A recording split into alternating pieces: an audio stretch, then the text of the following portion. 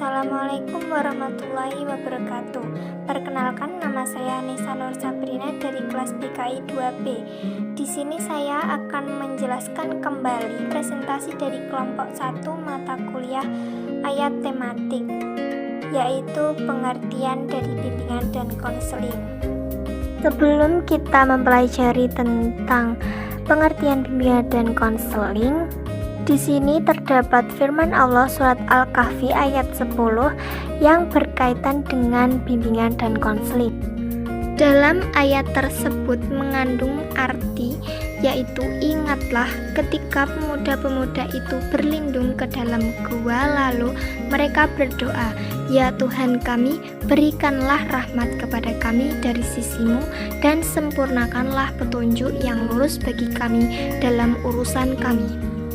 Kemudian dalam ayat tersebut Allah Subhanahu wa Ta'ala mulai menguraikan kisah Ashabul Kahfi kepada Rasulullah Shallallahu Alaihi Wasallam. Allah Subhanahu wa Ta'ala mengingatkan kepada Rasulnya bahwa ketika zaman Nabi dahulu, beberapa pemuda keturunan bangsawan di suatu negeri karena takut penganiayaan rajanya pergi mencari perlindungan ke dalam gua pada sebuah gunung. Di dalam gua inilah mereka membulatkan tekadnya menghabiskan masa remajanya untuk mengabdi kepada Allah Subhanahu wa Ta'ala.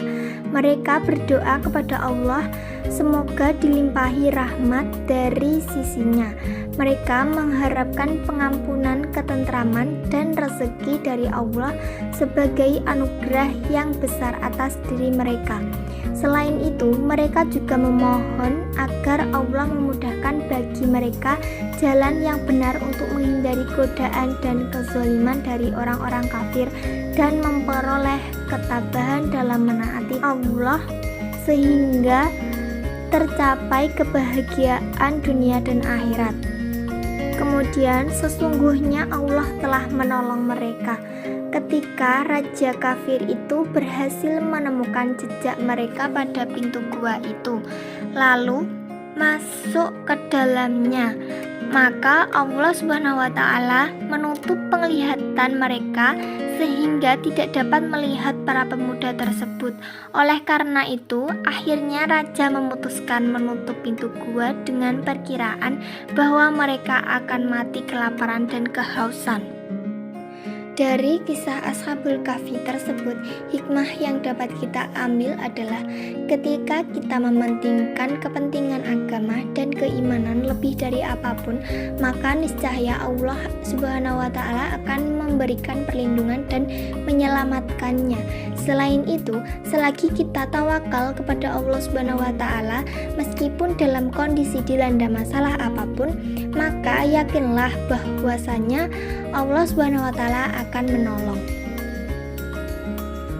Kemudian di sini dapat kita kaitkan bahwasanya bimbingan adalah bantuan atau pertolongan yang diberikan kepada individu atau sekumpulan orang dalam menghindari atau mengatasi kesulitan-kesulitan di dalam hidupnya agar individu tersebut dapat mencapai kesejahteraan dalam hidupnya.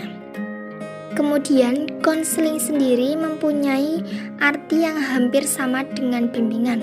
Konseling adalah proses pemberian bantuan yang dilakukan melalui wawancara konseling oleh seseorang ahli atau yang biasa disebut konselor kepada individu yang sedang mengalami sebuah masalah atau klien yang bermuara pada teratasinya masalah yang dihadapi oleh klien.